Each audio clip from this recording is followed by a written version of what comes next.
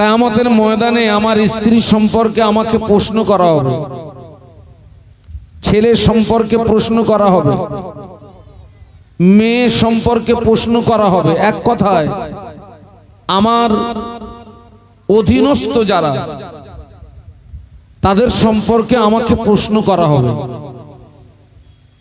আল্লাহ রসুল বলেছেন, আলা, সাবধান হয়ে যাও, হুঁশিয়ার হয়ে যাও, কুল্লুকুম রাঈন, তোমরা সকলে এক একজন রাখাল সদৃশ, ওয়াকুল্লুকুম মাসউলুন আন রাঈয়াতিহি। বিশ্বনবী বললেন, ওই রাখালের অধীনস্থ যারা কিয়ামতের ময়দানে তাদের ব্যাপারে জবাবদিহি করা লাগবে। রাসূলুল্লাহর এই হাদিসের ব্যাখ্যা হলো, আমি আপনাদের এই চেয়ারে যতক্ষণ থাকবো আমি আপনাদের রাখাল। আমার দায়িত্ব কি? আমি স্টেজে যতক্ষণ থাকবো আমার দায়িত্ব হচ্ছে সৎ কাজের আদেশ করতে হবে, ঠিক তার পাশাপাশি আমাকে অসৎ কাজের নিষেধ করতে হবে। আমি যেমন আপনাদের রাখাল, এই গ্রামের মেম্বার যিনি তিনি হচ্ছেন এই গ্রামের জনগণের রাখাল। স্কুলের শিক্ষক যিনি তিনি হচ্ছেন ওই স্কুলের ছাত্র ছাত্রীদিগের রাখাল। বাড়ির গার্জিয়ান যিনি তিনি হচ্ছেন ওই বাড়ির সদস্যদিগের রাখাল। আপনারা বিশ্বাস করুন, আমরা যদি রাখাল হিসাবে সক্রিয় ভূমিকা নিয়ে নিজ নিজ দায়িত্বগুলো পালন করতে পারতাম, লক্ষ টাকা খরচ করে মাহফিল দেওয়ার তুলনায় সমাজ আরো বেশি উপকৃত হতো। তবে আমাদেরকে দায়িত্ব পালন করতে হবে ঠিকই,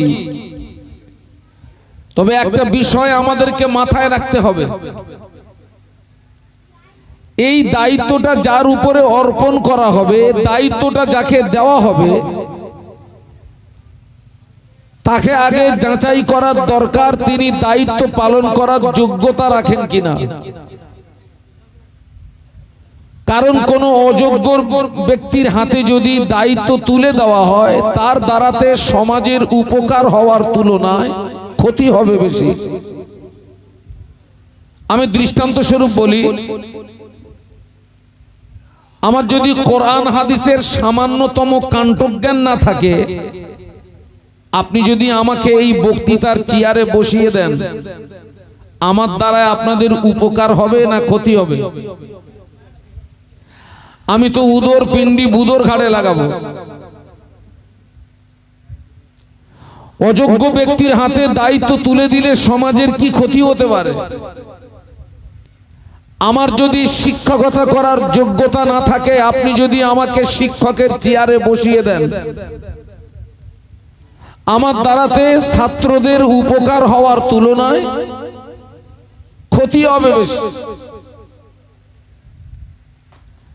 আমি একবারও বলবো না যে সমাজে যোগ্য ব্যক্তির হাতে দায়িত্ব নেই,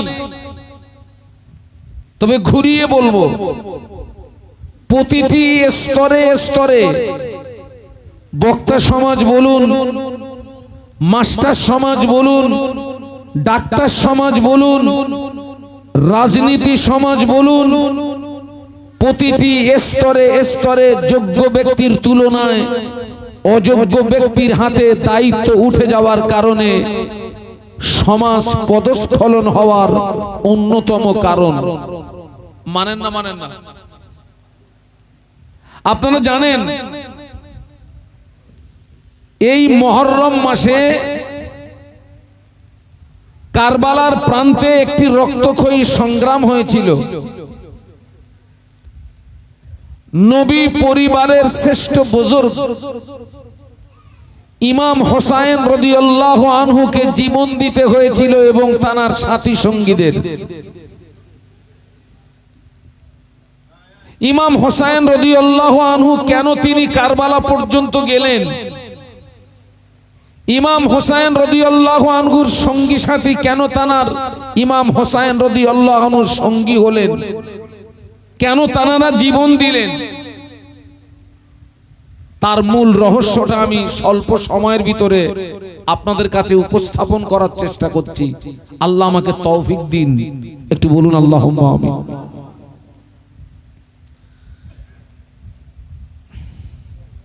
তামাম পৃথিবীর জমিনে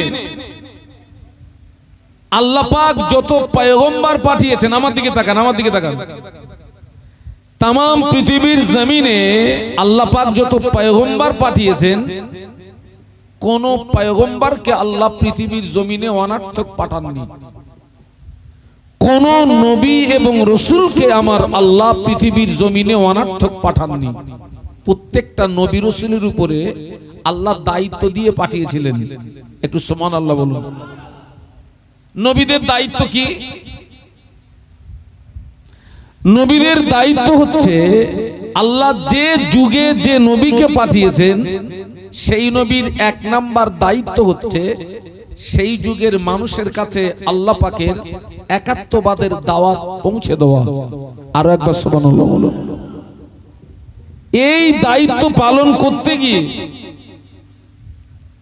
অনেক নবীকে তার কওমের মানুষের কাছে মার খেতে হয়েছে। অনেক নবীকে শরীরের রক্ত দিতে হয়েছে। অনেক নবীকে জন্মভূমি ছেড়ে দিয়ে অন্যত্র চলে যেতে হয়েছে। তথাপিও আল্লাহর পয়গম্বরগণ আল্লাহ দিত দায়িত্ব থেকে তানারা কিঞ্চিত পরিমাণে দূরে সরে যাননি। আরো একবার বলুন, একটু মহব্বতে বলুন। এবং জানুন, সব নবীদের দাওয়াত ছিল একটা। সব নবীদের দাওয়াত কি বলেছি? একটা। বলুন তো সেটা কি? কে বলতে পারে? সব নবীদের দাওয়াত ছিল একটা, লা ইলাহা, বলুন বলুন, ইল্লাল্লাহ।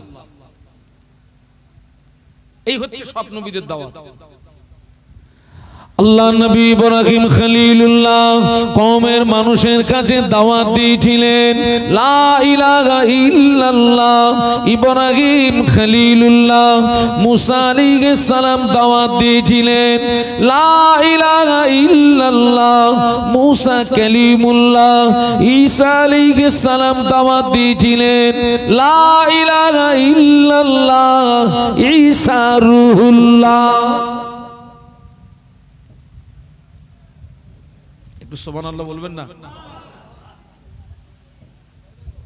এ দেখেন, মুসা নবী, ঈসা নবী, নূহ নবী, দাউদ নবী, লূত নবী, জাকারিয়া নবী, ইব্রাহিম নবী, এনারা সব হচ্ছেন এলাকা ভিত্তিক নবী। কি নবী? কোন নবী একটা এলাকার নবী, কোন নবী একটা গোত্রের নবী, কোন নবী কয়েকজন ব্যক্তির নবী। কিন্তু আমরা যে নবীর উম্মাত, আমাদের নবী এলাকা ভিত্তিক নবী নন, গোত্র ভিত্তিক নবী নন, ব্যক্তি বিশেষ নবী নন। আমাদের নবী হচ্ছেন ওয়ার্ল্ডের নবী, তথা আমাদের নবী হচ্ছেন বিশ্ব নবী। একটু মহব্বতে বলুন। আমাদের নবী শুধু মানবের নবী নন, দানবের নবী নন, গাছের নবী নন, মাছের নবী নন। ও আমার ভাইরা, জমিনের পাথরগুলো পর্যন্ত আমাদের নবীকে দেখে সালাম জানাতো। একটু মহব্বতে বলুন। এই জমিনের পাথর নবীকে দেখে সালাম জানাতো। গাছ নবীকে চিনলো, মাছ নবীকে চিনলো, জমিন নবীকে চিনলো, পাথর নবীকে চিনলো। কপাল ফাটা একদল উম্মাত, একটু সবাই মিলে বলুন, চিনলো নি। আল্লাহ আমাদের নবীকেও দায়িত্ব দিয়ে পাঠিয়েছিলেন, আর সেই দায়িত্ব পালন করতে গিয়ে বিশ্ব নবীকে মক্কার মাটিতে 13 বছর মার খেতে হলো, বিশ্ব নবীকে ওহুদের ময়দানে বিশ্ব নবীর দান শহীদ হলো, তায়েফের মাটিতে বিশ্ব নবী সবচেয়ে বেশি রক্ত দিতে হলো, শেষ পর্যন্ত রাসূলুল্লাহকে গভীর রাতে কাঁদতে কাঁদতে জন্মভূমি ছেড়ে দিয়ে মক্কা থেকে মদিনাতে হিজরত করতে হয়েছিল। এবং তিনি শেষ নিঃশ্বাসটা ত্যাগ করলেন কোথায়?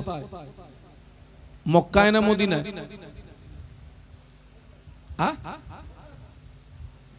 মক্কায় না মদিনায়? মদিনাতে। আল্লাহ রসুলের ইন্তেকাল হচ্ছে সোমবার, সবাই মিলে বলুন কি বার? আর রাসূলুল্লাহকে দাফন করা হচ্ছে বুধবার। সোম, মঙ্গল, বুধ।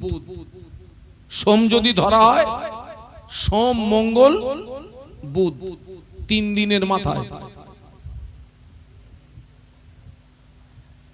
আল্লাহর নবীর ইন্তেকালের পরে এই সোম থেকে বুধ পর্যন্ত রাখা হলো কেন? আল্লাহর নবীর ইন্তেকালের পরে মদিনার খলিফা কে হবে, মদিনার রাষ্ট্রপতি কে হবে, দেশ পরিচালনার স্টিয়ারিংটা কার হাতে তুলে দেওয়া হবে,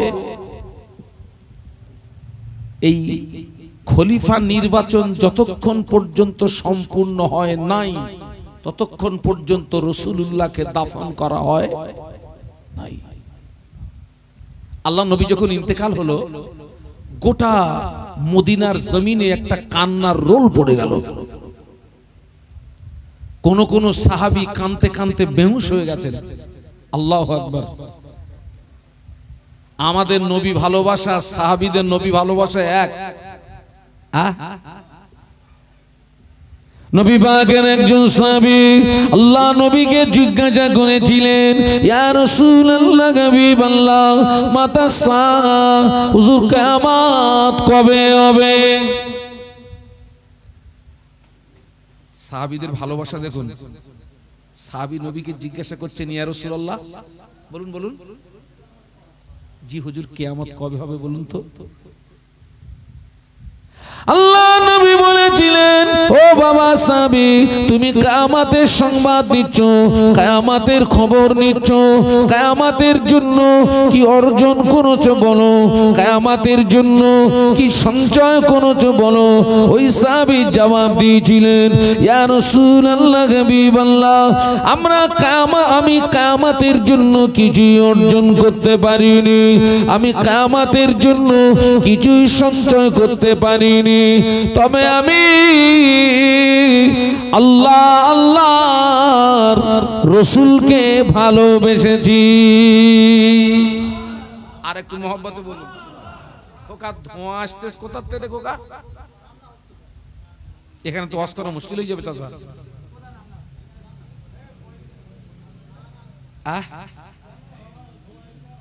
ব্যাপক ধোঁয়া আসছে।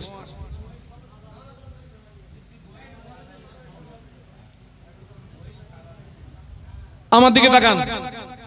সময় খুব খুব শর্ট, আমি হয়তো আমার মূল টার্গেট পর্যন্ত পৌঁছাতে পারবো না, মানে হুজুর আসার আগ পর্যন্ত। হুজুর যদি এক্ষুনি আসে লাভবাহিক, 1.5 ঘন্টা পরে আসলেও লাভবাহিক, মানে আমি একদম রেডি। আমার ভাইয়েরা, আল্লাহ রসুলের যখন ইন্তেকাল হলো, গোটা মদিনার জমিনে কান্নার রোল পড়ে গেল। কোন কোন সাহাবী কাঁদতে কাঁদতে কি হয়ে গেছে বলেছি? বেহুশ হয়ে গেছে। আল্লাহর নবীর যখন ইন্তেকাল হচ্ছে, আবু বকর সিদ্দিক রাদিয়াল্লাহু আনহু তখন বিশ্ব নবীর কাছে ছিলেন না, উনি অনেকটা দূরে ছিলেন। আল্লাহ নবীর ইন্তেকালের সংবাদ শুনে উনি বিশ্ব নবীর কাছে এসে দেখেন আল্লাহ নবীর জিসিম মোবারকটা একটা সাদা কাপড় দিয়ে ঢাকা দেওয়া। রাসূলুল্লাহর চেহারা থেকে ওই কাপড়টাকে সরিয়ে দীর্ঘ একটা নিঃশ্বাস টেনে বলেছিলেন, ইয়া রাসূলুল্লাহ, মৃত্যু আপনার দ্বিতীয়বার আর হবে না। কিন্তু একজন সাহাবী আল্লাহর নবীর ইন্তেকালটা বিশ্বাস করছেন না। আর যে বলবেন রাসূলুল্লাহ ইন্তেকাল হয়ে গেছে, ওই সাহাবীর তলোয়ার থেকেও তিনি নিষ্কৃতি পাবেন না। বলুন তো সাহাবীর নাম কি? হযরত ওমর রাদিয়াল্লাহু আনহু। আল্লাহর নবীর ইন্তেকাল হওয়াটা উনি বিশ্বাস করছিলেন না।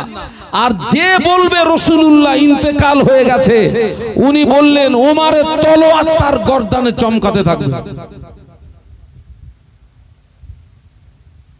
আবু বকর সিদ্দিক রাদিয়াল্লাহু আনহু হযরত ওমর রাদিয়াল্লাহু আনহুকে সান্ত্বনা দিলেন, বোঝালেন।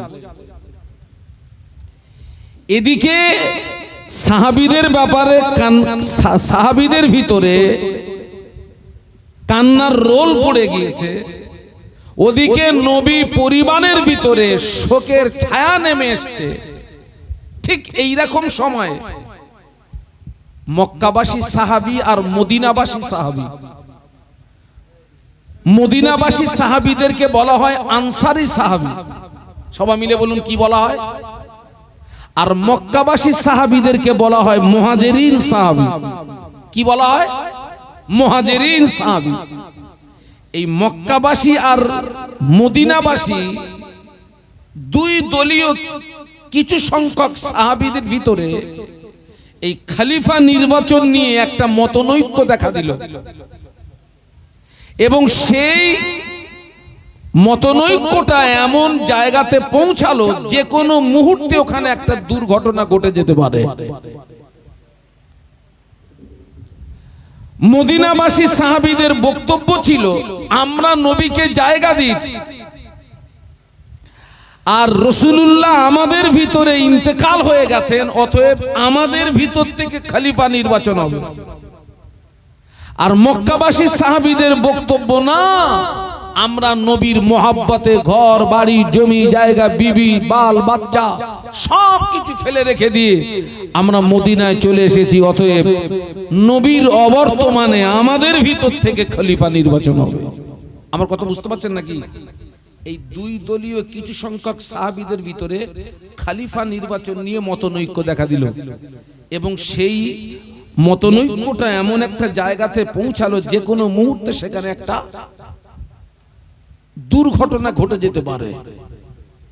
এটা হচ্ছে জনসাধারণের সভাস্থল বলে একটি জায়গা। সেই জায়গাতে এই সংবাদটা চলে আসলো আবু বকর সিদ্দিক রাদিয়াল্লাহু আনহুর কানে। উনি কাঁদছিলেন, কিন্তু এই সংবাদ যখন ওনার কানে আসলো, উনি সঙ্গে সঙ্গে নিজেকে নিজে সামলিয়ে নিলেন, সবর এখতিয়ার করলেন। উনি শক্ত হলেন। আবু বকর সিদ্দিক রাদিয়াল্লাহু আনহু জলদি গতিতে জনসাধারণের সভাস্থল নামীয় যে জায়গাতে খলিফা নির্বাচন নিয়ে দুই দলীয় সাহাবীদের ব্যাপারে ভিতরে মতনৈক্য দেখা দিয়েছে, একটা দুর্ঘটনা ঘটতে যাচ্ছে, উনি চটজলদি সেখানে পৌঁছে গেলেন। গিয়ে দেখলেন সত্যি সত্যি পরিস্থিতি খুব ভয়াবহ, যে কোনো মুহূর্তে একটা দুর্ঘটনা ঘটে যেতে পারে। আবু বকর সিদ্দিক রাদিয়াল্লাহু আনহু একটা পাথরের উপরে দাঁড়িয়ে উপস্থিত জনমণ্ডলীকে লক্ষ্য করে লম্বা একটা বক্তব্য দিলেন। সেই বক্তৃতার সারাংশ আপনাদের কিছু শোনাচ্ছি। নবী পাকের প্রাণ প্রিয় সাহাবী আবু বকর সিদ্দিক রাদিয়াল্লাহু আনহু উপস্থিত জনমণ্ডলীকে লক্ষ্য করে বলেছিলেন, ও নবী পাকের সাহাবীরা, আল্লাহ নবী আমাদের থেকে বিদায় নিয়েছেন। এটা আচমকা কোনো ঘটনা নয়, এটা পরিকল্পিত ঘটনা। আল্লাহ পাক কোরআন শরীফে জানিয়েছেন, ইন্নাকা মাইয়াতুন ওয়া ইন্নাহুম মাইয়াতুন। সকলে একটু বলি আল্লাহু আকবার, আর একটু মহব্বতের সঙ্গে বলি। আবু বকর সিদ্দিক রাদিয়াল্লাহু আনহু আল্লাহর নবীর হায়াতে জিন্দেগিতে বারবার দাবি রাখার পরেও আল্লাহর নবী সেদিন খলিফা হিসাবে কারোর নাম বলে যাননি। একটু সুবহানাল্লাহ বলুন, আর একটু মহব্বতে বলুন। আল্লাহর নবী যদি সেদিন খলিফা হিসাবে কারোর নাম বলে যেতেন, কিয়ামত পর্যন্ত মুসলমানদের ভিতরে একটা ফিতনার আগুন লেগে থাকতো। দৃষ্টান্ত দিচ্ছি, মনে করুন রাসূলুল্লাহ বলে গেলেন আমার পরে খলিফা হবে ওই শাহানুর আলম, আমার দায়িত্ব। রাসূলুল্লাহর পরে আমি খলিফার পদে আসলাম, দেশের জনগণ কিন্তু আমাকে ধরবে যে বিশ্ব নবী তোমাকে খলিফার পদে বসিয়ে দিয়ে গেছে, তুমি বলে যাও তোমার অবর্তমানে ওই চেয়ারে কাকে বসাবো। হুজুর কার নাম বলবে বলে মনে হয়?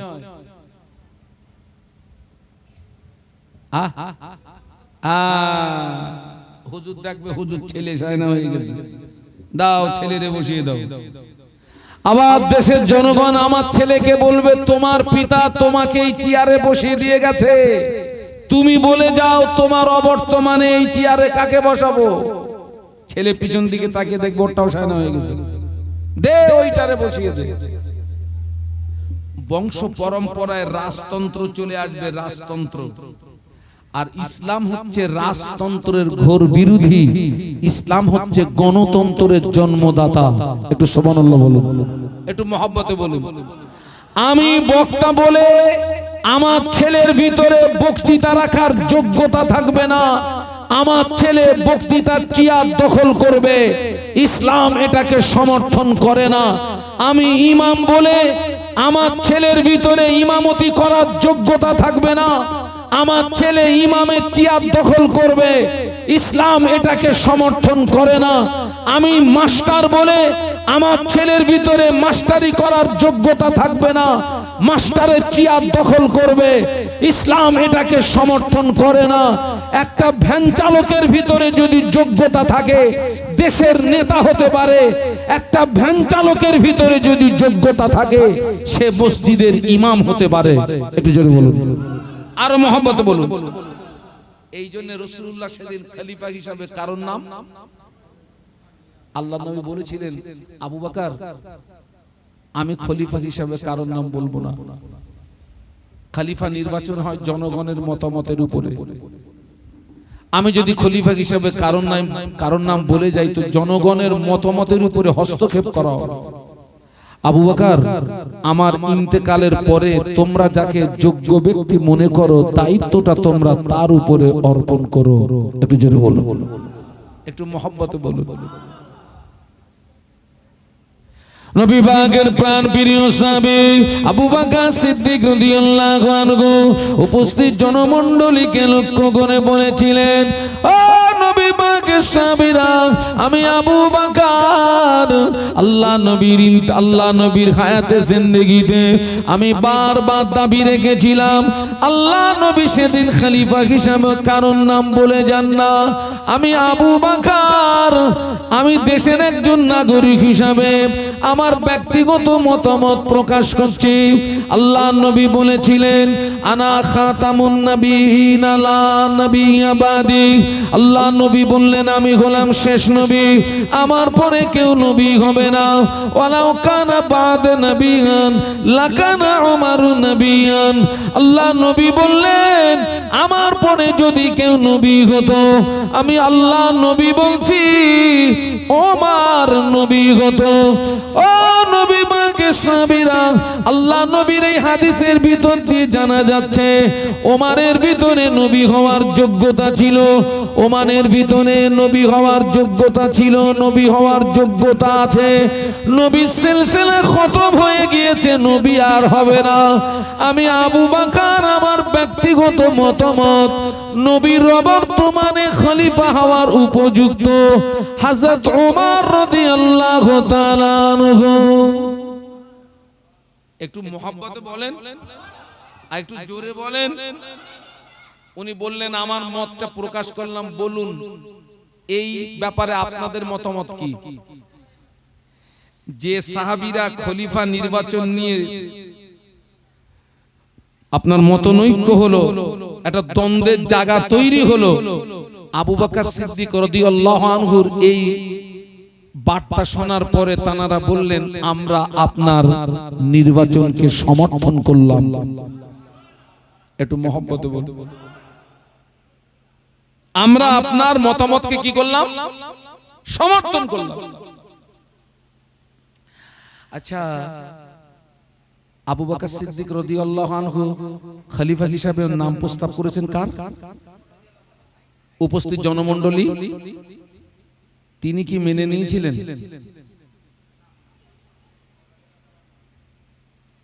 কেন?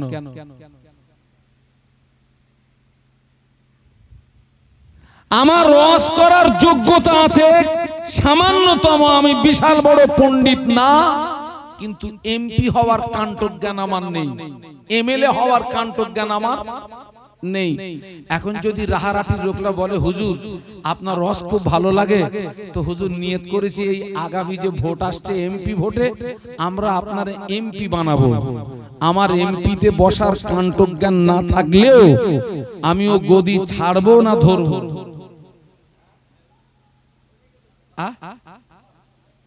আরে আমার এমপি হওয়ার কাণ্টক জ্ঞান নেই, এর পরেও গদি ধরবো না ছাড়বো।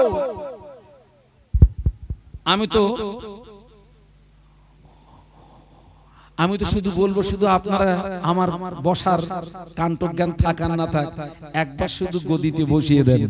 5 বছর যা কামাই করব 14 গোষ্ঠী বসে খাবে। টাকা বেরোচ্ছে পাট বাগানের ভিতর থেকে। হ্যাঁ, কোথা থেকে? আপনারা দেখেন না,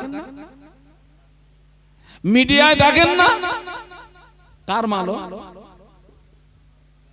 ও তো জনগণের মাল, ও তো গরিবের মাল।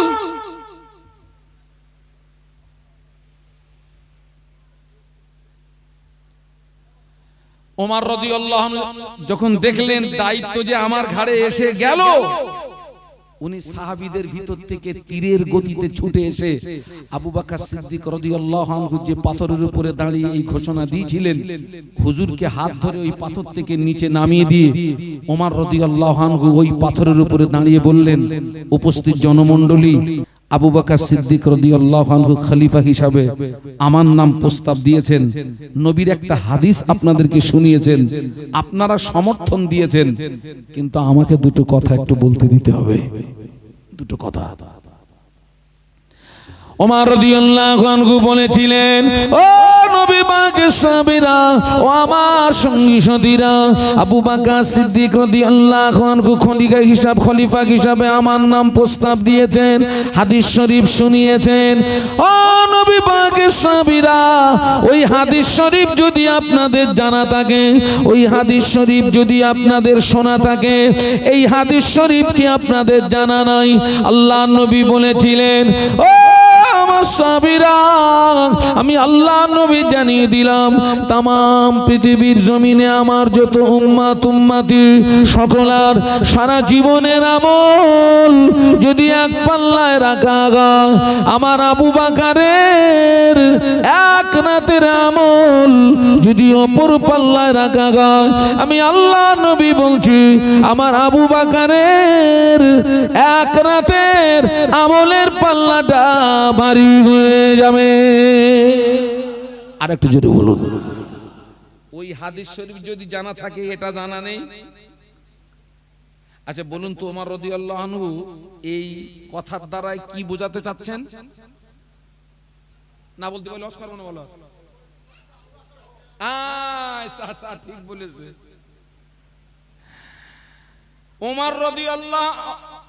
ওমর রাদিয়াল্লাহু আনহু বলতে চাচ্ছেন আমার চেয়ে যোগ্য ব্যক্তি কে? সুবহানাল্লাহ বলেন, আরো জোরে বলেন। আমরা এই কথা একবার বলবো, আমরা বলবো হাম তারা বদ বাবু। ঠিক বলছি না ভুল বলছি? আমার মতন বড় হুজুর আর কেউ নেই, আমার মতন বড় ইমাম আর কেউ নেই, আমার মতন বড় সুফি আর কেউ নেই। এই জন্য তো কারবালা।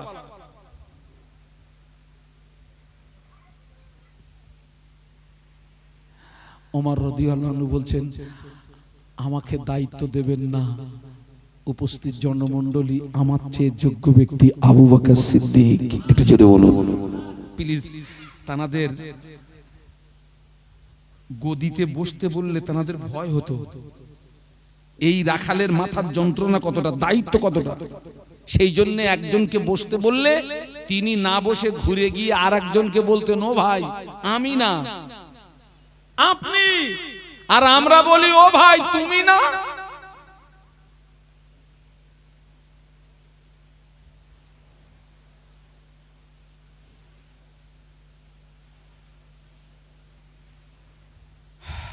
আল্লাহ রাসূল সাল্লাল্লাহু আলাইহি ওয়াসাল্লাম কোন একদিন আম্মা আয়েশা সিদ্দিকা রাদিয়াল্লাহু আনহার কোলে মাথা দিয়ে শুয়ে আছেন। কে কার কোলে মাথা দিয়ে শুয়ে আছেন? রাতের বেলা আল্লাহ রাসূল ঘুমিয়ে পড়েছেন। নবীর ঘুম কিন্তু আমাদের মতো না বাবা, আমাদের ঘুমে উজু নষ্ট হয় কিন্তু রাসূলুল্লাহর ঘুমে উজু নষ্ট। আমাদের চোখও ঘুমোয়, অন্তর কথা বলে না, শুধু ঘুমোয় না চাচা, জন্মের ঘুম ঘুমোয়। আর সিরাতের কিতাবে এসেছে রাসূলুল্লাহ চোখ দুটো ঘুমাতো, আল্লাহ নবীর অন্তরটা জেগে থাকতো। সুবহানাল্লাহ বলবেন না? তো আম্মা জান আয়েশা সিদ্দিকা রাদিয়াল্লাহু আনহার কোলে রাসূলুল্লাহ মাথা রেখে ঘুমিয়ে গেছেন। আম্মা জান আয়েশার নজরটা পড়ে গেছে আসমানের দিকে। আম্মা জান আয়েশা সিদ্দিকা রাদিয়াল্লাহু আনহা আসমানের দিকে চেয়ে দেখছেন গোটা আসমানটা তারকায় ভরে গেছে। গোটা আসমানটা, ওই দৃশ্যটা দেখে আম্মা আয়েশার মনে একটা প্রশ্ন দেখা দিয়েছে, আল্লাহ আসমানে তারকা পরিমাণে নেকি কি কারোর আছে? আসমানে এত তারকা, তামাম পৃথিবীর জমিনে এমন কি কেউ আছে যার নেকি এই আসমানে তারকা সমপরিমাণে? আম্মা আয়েশার মনে প্রশ্ন জেগেছে কিন্তু উত্তরটা পাচ্ছে না। কোলে ঘুমিয়ে আছেন কে? আম্মা জান, আল্লাহ আমার কোলেই তো রাসূলুল্লাহ ঘুমিয়ে আছেন, নবীর ঘুমটা ভেঙে গেলে এই প্রশ্নটা আমি রাখবো। আল্লাহ নবী ঘুম ভেঙে গেল। ও ইমাম সাহেব আমার এই জায়গাটায় আসেন, আপনি ইমাম সাহেব, আপনার সম্মান অনেক বেশি, একবার পিছনে বসলে হবে না। ইমামকে সম্মান দেবেন, সবাই মিলে বলুন কি দেবেন? এখন তো ইমাম মানে তার 4 পয়সা কোনো দাম নেই। যে পেশাব করে পানি লায় না ও ইমামের উপরে আঙুল তোলে, পেশাব করে পানি লায় না।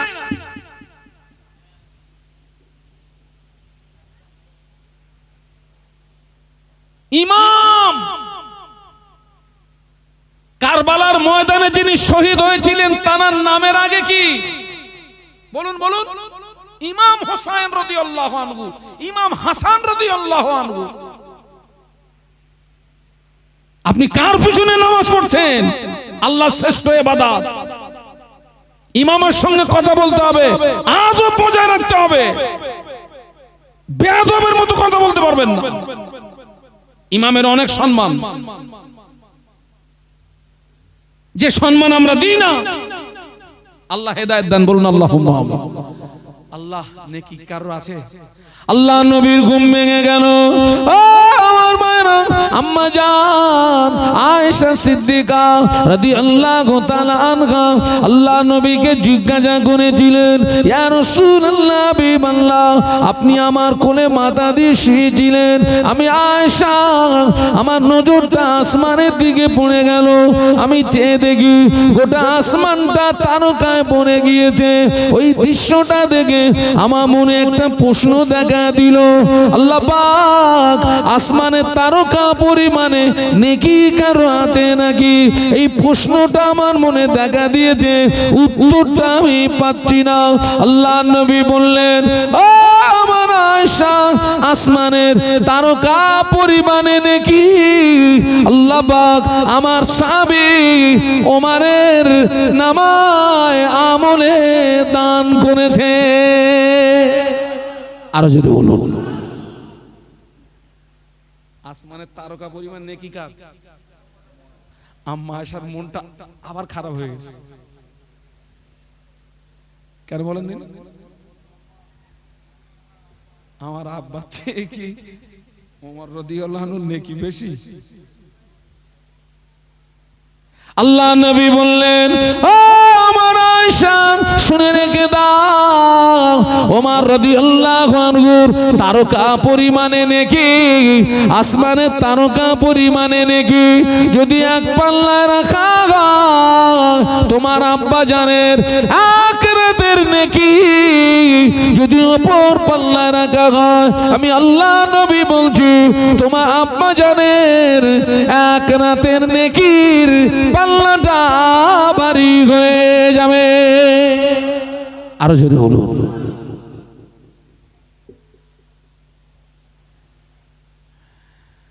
দায়িত্বটা আমাকে দেবেন না, কাকে দেন?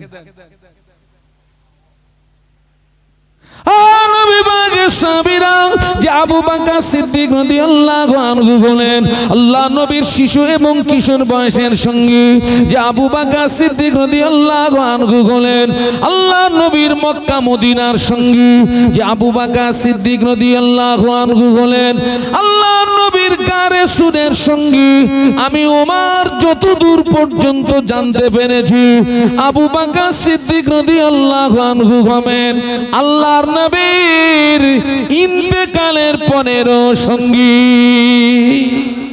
আরো জোরে বলুন। সত্যি সত্যি আল্লাহর নবীর আবু বকর সিদ্দিক রাদিয়াল্লাহু আনহু ইন্তেকালের পরে কার সঙ্গী হয়েছে?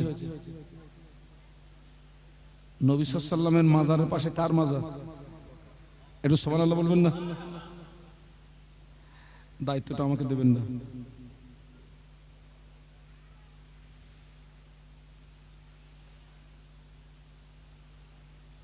এক কথায় রাসূলুল্লাহর ইন্তেকালের পরে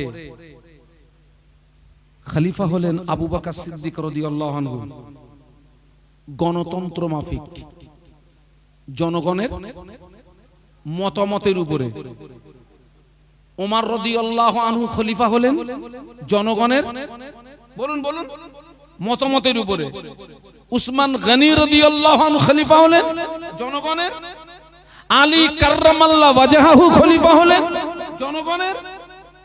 কিন্তু ইয়াজিদ খলিফা হয়েছিল জনগণের মতামতে নয়, রাজতন্ত্র অনুযায়ী। কি বাবা, কি তন্ত্র অনুযায়ী? রাজতন্ত্র। ইমাম হুসাইন রাদিয়াল্লাহু আনহু এই অন্যায়টাকে তিনি মেনে নেননি। আল্লাহ নবী 1500 বছর আগে নূরের জবানে বলে গেলেন মান রাআ মিনকুম মুনকারান ফালিয়ুগাইয়িরহু বিয়াদিহি ফাইল্লাম ইয়াসতাতি ফাবিলিসানিহি ফাইল্লাম ইয়াসতাতি ফাবিকলবিহি ওয়াযালিকা আদাফুল ঈমান। আল্লাহ নবী বললেন তোমার সামনে যদি কোনো অন্যায় অপরাধ কাজ হয়, আমি আল্লাহ নবী বলছি তুমি অন্যায়ের প্রতিবাদ করবে। ওই অন্যায়ের প্রতিবাদের ধারা হলো 3টি। আল্লাহ নবী 1 নাম্বার বললেন তোমার বাহুকে মজবুত করে হাত দিয়ে অন্যায় প্রতিবাদ করবে। হাত দিয়ে যদি না পারো, আমি আল্লাহ নবী বলছি তুমি জবান দিয়ে অন্যায় প্রতিবাদ করবে। জবান দিয়ে যদি না পারো, আমি আল্লাহ নবী বলছি কমপক্ষে তুমি অন্তর দিয়ে ঘৃণা করবে। ওটা হলো দুর্বলতম ঈমানের লক্ষণ। একটু সুবহানাল্লাহ বলা যাবে? একটু মহব্বতে বলা যাবে? ইমাম হুসাইন রাদিয়াল্লাহু আনহু সত্যকে প্রতিষ্ঠিত করতে গিয়ে, হককে প্রতিষ্ঠিত করতে গিয়ে তিনি তার জীবনটা দিয়ে দিয়েছিলেন। অন্যায়ের সামনে তিনি মাথা নত। একটু কথা বলুন। আমরা কি করি? আমাদের হচ্ছে গোলেমালে শিক্ষক রোজ আসে আর ছাত্রদের পড়া দেয় গোলেমালে যায় দিন, গোলেমালে যায় দিন। একটা ছাত্র সপ্তাহখানিক পরে ও দেখছে প্রত্যেক দিন একই কথা। সপ্তাহখানিক পরে একটা ছাত্র পিছন দিক দিয়ে উঠে বলছে স্যার এরকম চিটিংবাজি করে আর চালাবেন কতদিন? শিক্ষক দেখলে এখানে তো বোঝা ছেলে আসে, হবে না, ক্লাস পাল্টাতে হবে। আজকের আমাদের জীবন অতিবাহিত হচ্ছে আজকের আমি বলবো সমাজ থেকে অন্যায়ের প্রতিবাদ এক শ্রেণীর মানুষের ভিতর থেকে উঠে গেছে, অন্যায়ের প্রতিবাদ নেই। ঠিক বলছি না ভুল বলছি? রাসূল বলেছেন তোমার সামনে যদি কোনো অন্যায় অপরাধ কাজ হয়, তুমি এক নাম্বার বাহুকে মজবুত করে হাত দিয়ে অন্যায়ের প্রতিবাদ করো। হাত দিয়ে যদি না পারো জবান দিয়ে অন্যায়ের প্রতিবাদ করো। জবান দিয়ে যদি না পারো কমপক্ষে অন্তর দিয়ে ঘৃণা করো। ওটা হচ্ছে দুর্বলতম ঈমানের লক্ষণ। যাদের দুর্বল ঈমান, আমরা অন্তর দিয়েও ঘৃণা করিনি, আমরা তার সঙ্গে গলায় গলায় মিলে চলি।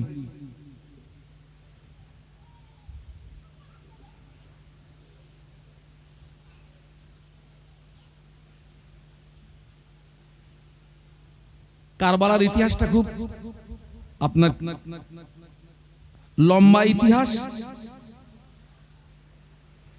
জটিল ইতিহাস।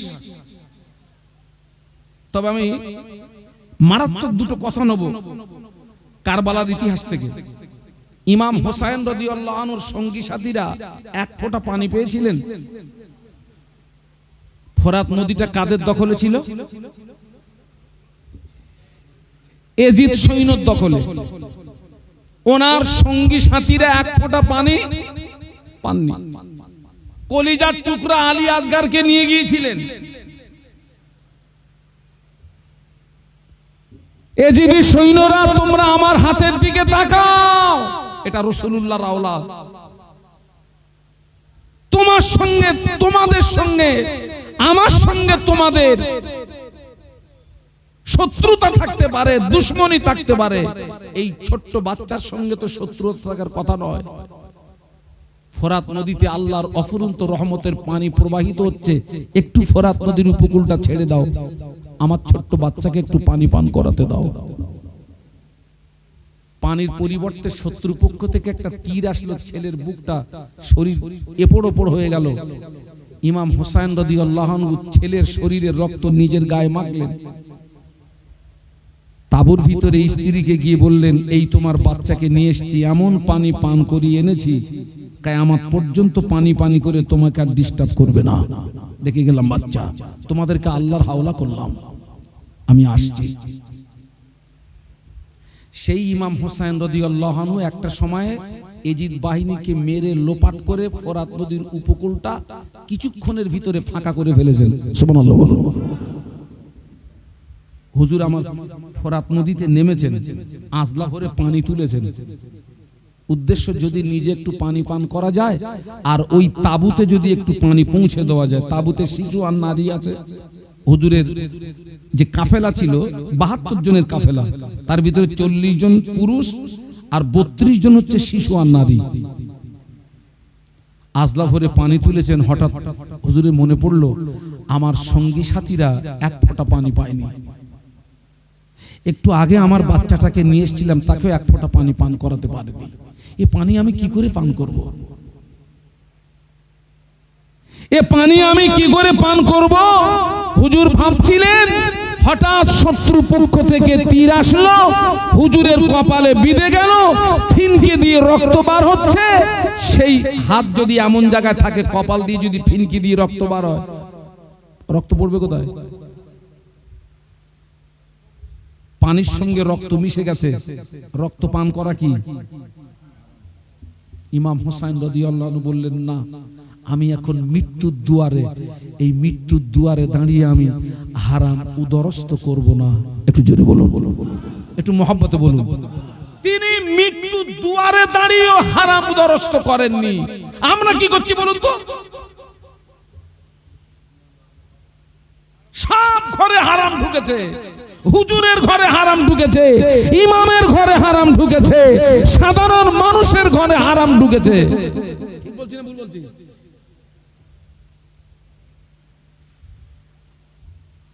এত মাহফিল হচ্ছে, এত মাহফিল হচ্ছে, আপনাদেরকে টিকিট চলে? টিকিট কিবা টিকিট বোঝেন না? 10 টাকায় 13 লাখ, 13 টাকায় 36 লাখ।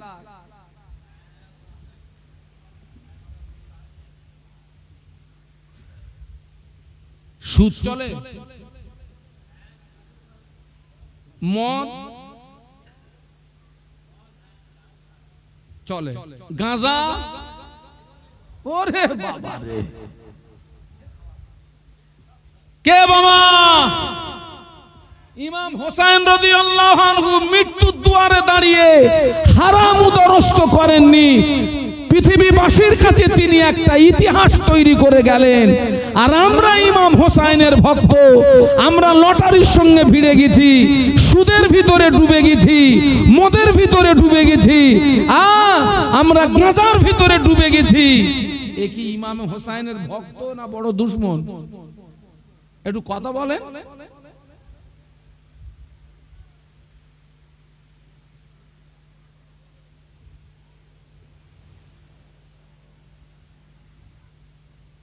আল্লাহু আকবার। সৎ কাজের আদেশ, অসৎ কাজের নিষেধ।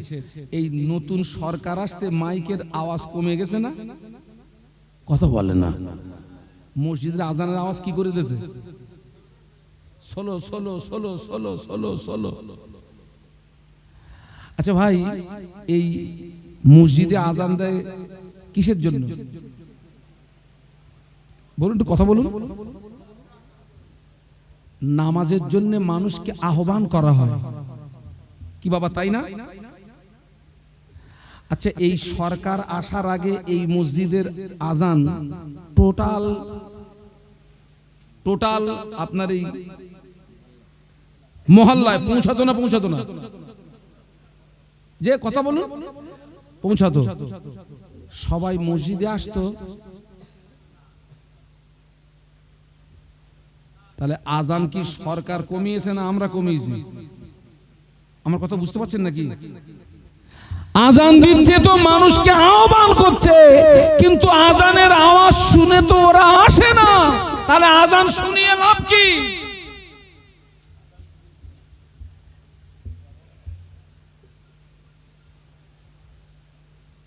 না আমি কি ভুল বলছি নাকি?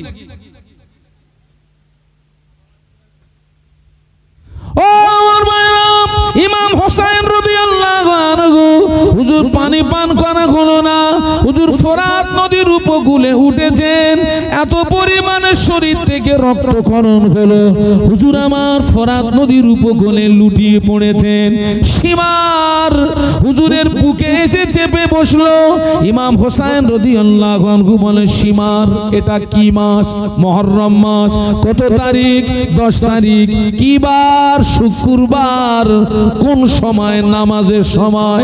ইমাম হোসেন রাদিয়াল্লাহু আনহু মৃত্যুর দুয়ারে দাঁড়িয়ে বলেছিলেন, সীমার আমাকে একটু সময় দেওয়া হোক, আমি আমার জীবনের 2 রাকাত বিদায়ী নামাজ আদায় করব। একটু জোরে বলুন, একটু সময় প্লিজ, একটু সময়। আমার জীবনের শেষ 2 রাকাত। হুজুর তখন কোথায়? মৃত্যুর দুয়ারে। মৃত্যুর দুয়ারে আমাকে একটু সময় দেওয়া হোক, আমার জীবনের 2 রাকাত শেষ বিদায়ী নামাজ একটু আদায় করব। একটু সুবহানাল্লাহ বলুন। সে আদর্শ কোথায় আমাদের ভিতরে?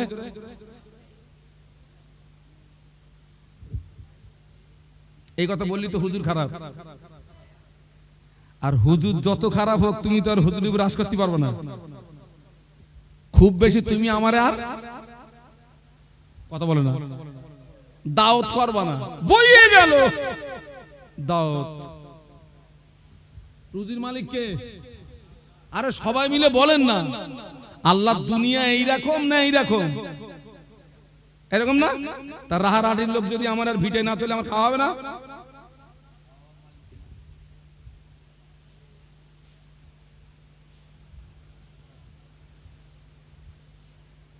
এই যে বসে বসে ওয়াজ শুনছেন, এটা কি ইবাদত? এটা নফল ইবাদত। এশার নামাজটা কি ছিল? ফরজ। খবর লে দেখেন তো, সব বাড়ির লোক, সব আপনার মহিলা, নারী, পুরুষ সব এশার নামাজ পড়েছে। 14 গোষ্ঠীর কুটুম নিমন্ত্রণ করেছে। হ্যাঁ, কত গোষ্ঠী? 14 গোষ্ঠীর কুটুম। কুটুম থাকাবে না নামাজ পড়বে?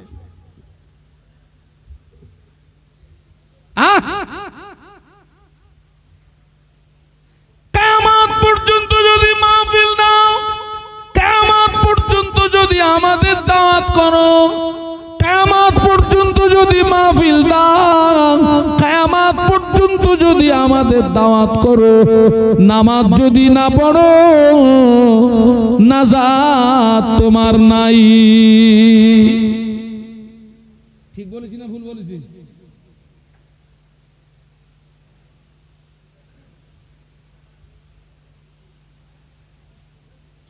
ইমাম হুসাইন রাদিয়াল্লাহু আনহু বলবো?